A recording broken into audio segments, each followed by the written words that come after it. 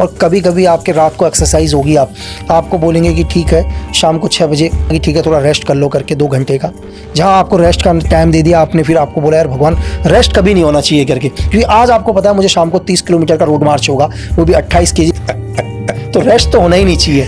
और एक चीज़ और बताऊँ, ट्रेनिंग में एक बारी क्या हुआ, हम हमेशा दुआ करते थे कि हे भगवान बरसात नहीं आती, सारी बरसात आ जाए तो पीटी से बच जाएंगे। साला एक दिन भयंकर बरसात आया, हमारा खुशी का ठिकाना नहीं, कितना भयंकर बरसात आ गया करके।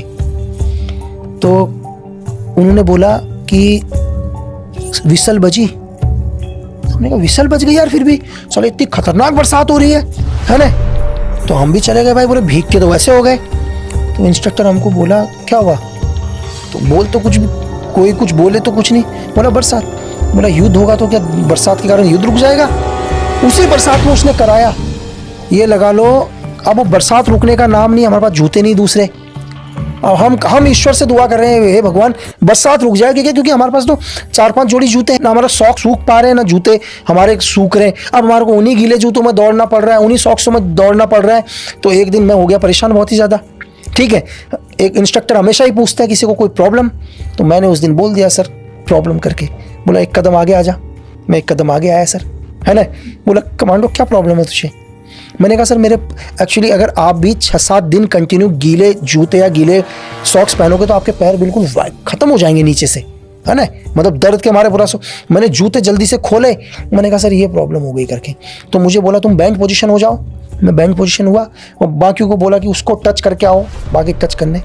तो जो हमारा जो उस्ताद था मेरा, वो उस्ताद हमेशा गोल्फ की स्टिक रखता था, और उसने जो गोल्फ की स्टिक से मारा मेरे, मैं 5 चक्कर लगा के आया, और कम से कम 1.5 महीने तक मैं उल्टा नहीं सोया हूँ सर।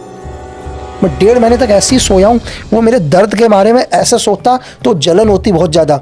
उसने मुझे बोला कि ये, बोला मैं तो सहन ही नहीं कर पाया दर्द, कम से कम 5-6 चक्कर तो दौड़ता रहा दर्द के मारे। जब आया वहाँ पर, बोला ये पैर कहाँ पर ख़राब हुए करके, तो मैंने कहा ट्रेनिंग में। बोला ग्राउंड में हुए ना? बोला ग्राउंड की जो भी चीज़ होती है वो ग्राउंड में ही सही हो जाती है, उसको डॉक्टर को नहीं दिखाते। और वो दिन आखिरी दिन मैंने ज़िंदगी में कभी शिकायत नहीं करी सर। कभी फिल्मों में जैसा दिखाते हैं कि हीरो 2-4 गुंडों को मार मुर रहा है, वैसा सिचुएशन आती है क्या? और ऐसे एक कमांडो कितनों को निपटा सकता है? देखो नाम कम्बाट उसी चीज़ के लिए है कि आप जो आपका, अगर आप यूएससी फाइट कर रहे हैं तो आपका जिस जगह पर आप फाइट कर रहे हैं कि आपका एनिमी आपके क्लोज नहीं आना चाहिए सर।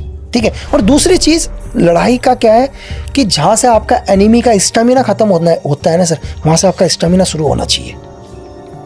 तो इसी के लिए एक एजेंट, मतलब कि जब हम